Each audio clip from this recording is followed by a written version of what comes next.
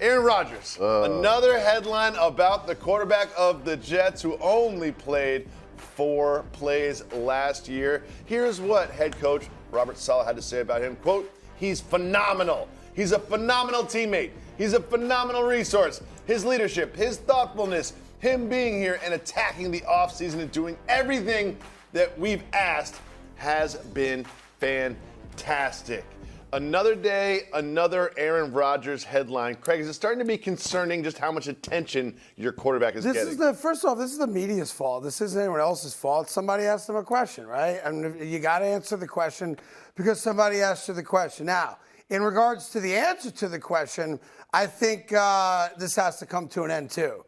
Aaron Rodgers is a great quarterback. No one's going to dispute that. He's the first ballot Hall of Famer. No one's going to dispute that. Arguably the greatest Green Bay Packer of all time. They can debate that in Green Bay if they want to. I have no interest in that. And I'm just hoping that he stays upright this year because he gives my chance a legitimate opportunity to maybe make a run to a Super Bowl.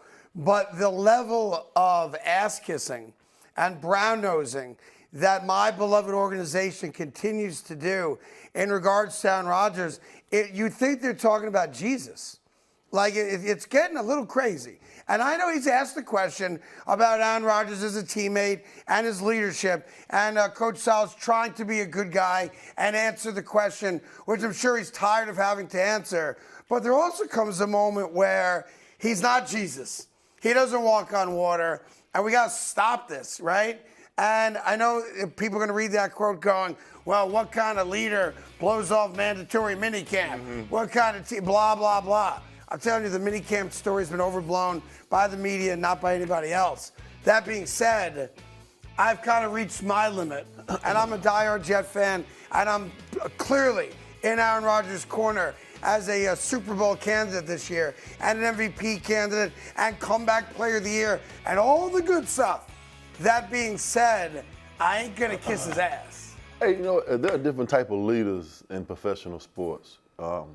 I feel that Aaron Rodgers is a leader that when he's on the football field, the team will follow him. He's the type of quarterback, and I have to be honest, he can come into this organization and lead this team to a world championship because he's that special of a player. But when you go from the field to the locker room and to the meeting rooms and you're around the facilities, there are different kind of leaders.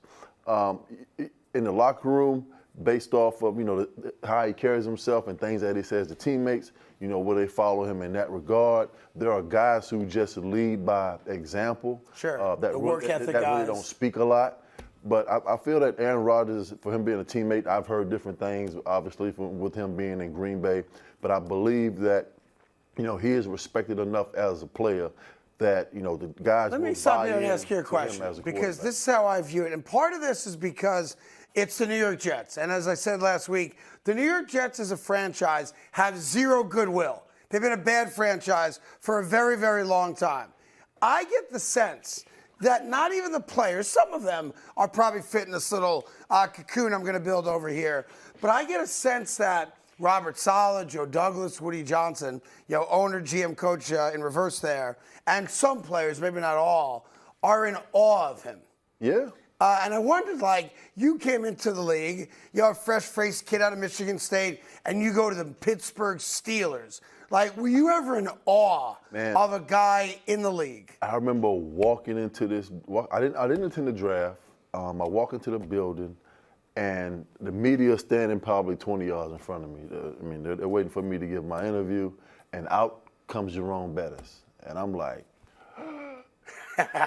it's Jerome Bettis. Right. Obviously as a kid, while watching football and knowing who he was a rookie of the year when he came out of college, and just to sit down and really have a conversation with him, pull me to the side. These are all the things that I need to do. Being a professional athlete, get these things in order first before you even get your football, going. But there are guys like these young guys who are, I have been watching them play since they've been 5 or 6 years old. Right. They're like, oh my gosh, there's Aaron Rodgers. Aaron Rodgers. You know what I'm saying? So these players that are playing with him on defensive side, they pick him off. They get an interception. Man, they call his friends. Hey man, I just intercepted Aaron Rodgers today. Right. But isn't it weird for the coach to be like that? Yeah, at some point in time, it has to get to football. Right. And we all know that as players, but listen, there are people in this organization that are in awe of Aaron Rodgers with him just being in the building and him playing on the football team. But at some point in time, he has to get on the field. I can't wait till July in training camp. We can get to exactly what you just said, get to football. And again, I appreciate that Saleh's answering the question, but at some point, we got to close our mouth a little bit. We don't even talk about anybody else on the team. We talk about the defense. That's right. We don't talk about Sauce Gardner and how great this defense can be, rebounding from last year. We don't talk about anything but Aaron Rodgers. And to be fair, they only answer the questions they're asked. Right. If a reporter said, tell me about the development of Sauce Gardner going into year 3, he'd have an answer. But nobody asked those questions, and it's the media's fault. And that being said, my advice to Robert Saleh, who I will be playing golf with next week, and I'll tell him on the golf course when I beat him, which is what I do. Let's slow our roll on, white Jesus, being in the parking lot when Aaron Rodgers rolls in. That's all. Remember, last year they had Desmond Ridder under center for the majority of the time. This year they have Kirk Cousins with all that experience that London was talking about. Will Cousins take them to the playoffs this year? Look, that's their expectation. We got to see if he's available to play week 1 first, and it seems like he's trending towards that. He is. That he'll be able to be a full go come training camp here in about a month. And I appreciate what Drake London's saying.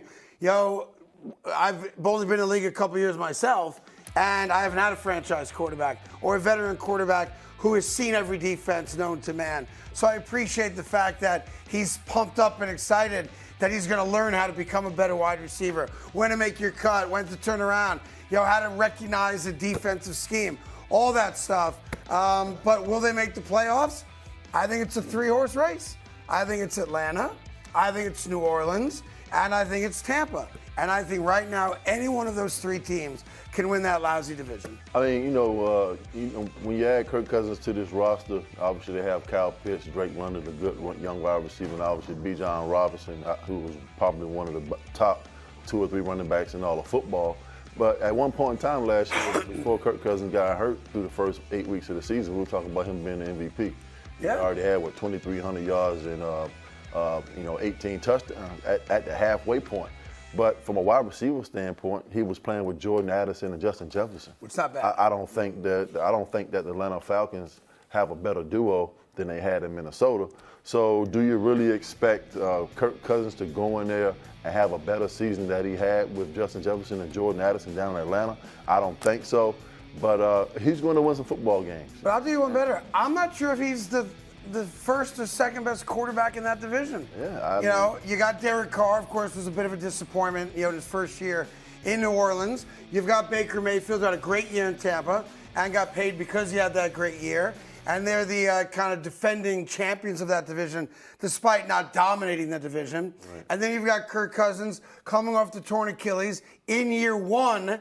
I will say this, I think the best offensive player in that division is on the Atlanta Falcons in Bijan Robinson. But I'm not sure if he's the best quarterback in that division right now. So you're saying you can't trust an old quarterback coming off an Achilles injury? No, I'm saying in that specific division, I don't know that he's the best quarterback. And I understand the jet shot there. They paid him like he was. They paid him like he's the second coming of Johnny U. But I don't know that he's the best quarterback in that division. I know who the best quarterback in the AFC East is. That's Aaron Rodgers. But I don't know that Kirk Cousins has the best year of all the quarterbacks in that lousy division. I may take Baker Mayfield again. Wow. I just might. I'm not going to. Good luck. But for the sake of getting through the next 2 minutes of this segment, I'm considering taking Baker Mayfield to have the best year in that division. Is that all we got? Is that it? We're taking a break already? Coming up after the break, obviously the sad news last night that the baseball world lost Willie Mays, and on the eve of the Rickwood Field game tomorrow down in Alabama, we're going to do a little baseball, little Willie Mays chatter with you coming up right after this. Hey there, thank you so much for watching The Carton Show. You can subscribe right here to get all the latest bits and segments from the show. And by the way, while you're at it, we have a lot of great shows on FS1, so check them out too.